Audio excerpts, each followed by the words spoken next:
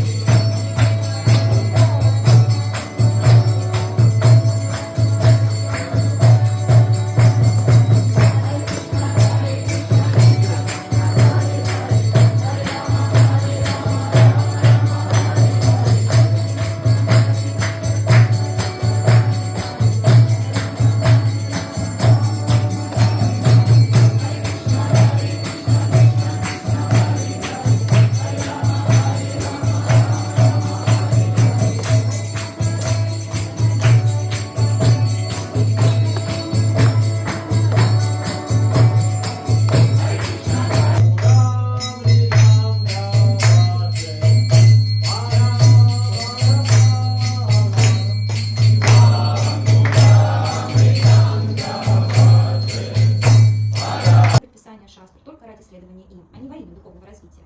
Или не выполнять никаких правил и предписаний.